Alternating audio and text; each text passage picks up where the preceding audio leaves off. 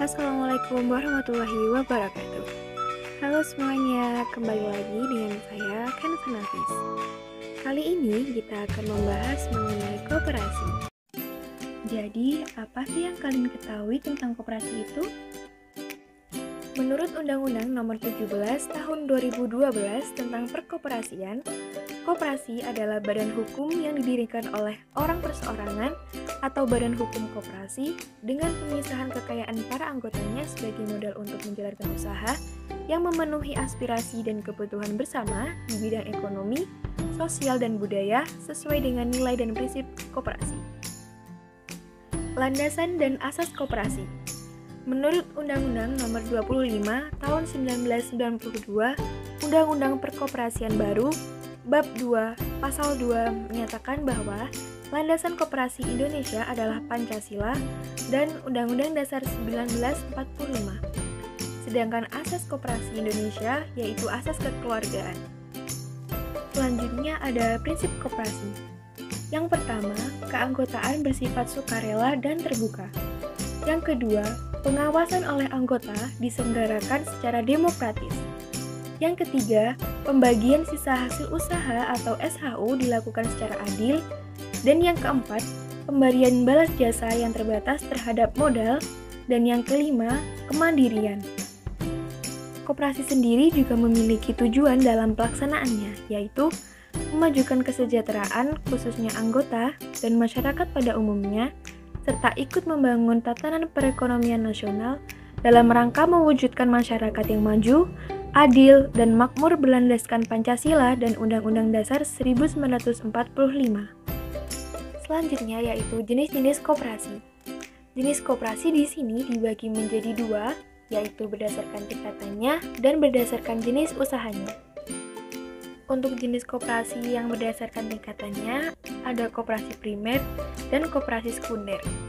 Sedangkan untuk jenis koperasi yang berdasarkan jenis usahanya, ada koperasi konsumen, koperasi produsen, koperasi jasa, koperasi simpan pinjam, dan koperasi serbaguna. SHU. Nah, apa sih SHU itu? Jadi, menurut Undang-Undang Nomor 25 Tahun 1992, sisa hasil usaha atau SHU adalah pendapatan koperasi yang diperoleh dalam 1 tahun buku, dikurangi dengan biaya, penyusutan, dan kewajiban lainnya, termasuk pajak dalam tahun buku yang bersangkutan. SHU adalah surplus hasil usaha yang diperoleh dari hasil usaha atau pendapatan koperasi dalam 1 tahun buku setelah dikurangi dengan pengeluaran atas berbagai beban usaha. Adapun rumus yang digunakan sebagai rumus pembagian sisa hasil usaha sebagai berikut. Berikut adalah salah satu contoh soal dengan pengimplementasian rumus pembagian sisa hasil usaha. Nah, ini adalah keterangan yang digunakan untuk menghitung pembagian sisa hasil usaha atau SHU. Di sini ada satu pertanyaan mengenai pembagian sisa hasil usaha atau SHU. Pertanyaannya, seorang anggota mempunyai simpanan pokok dan wajib sejumlah 175.000 dan berbelanja sebesar Rp187.500. Berapakah pembagian SHU yang diterima oleh anggota tersebut? Jawabannya adalah sebagai berikut.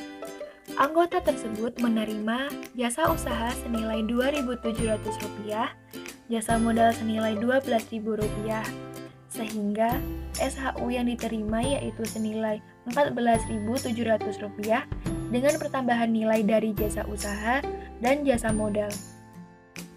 Peran koperasi. Menurut Undang-Undang Nomor 25 Tahun 1992, Pasal 4, peran koperasi adalah 1. Membangun dan mengembangkan potensi dan kemampuan ekonomi anggota dan masyarakat. Yang kedua, berperan secara aktif dalam upaya mempertinggi kualitas kehidupan manusia dan masyarakat. Yang ketiga, memperkokoh perekonomian rakyat. Dan yang keempat, berusaha untuk mewujudkan dan mengembangkan perekonomian nasional. Nah, selanjutnya yaitu struktur organisasi koperasi. Struktur organisasi koperasi dibagi menjadi dua, yaitu struktur internal dan struktur eksternal.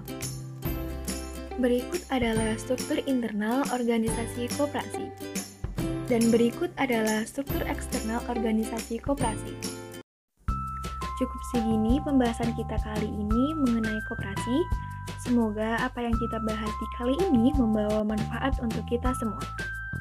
Terima kasih sudah menonton, dan saya akhiri. Wassalamualaikum warahmatullahi wabarakatuh. Sampai jumpa.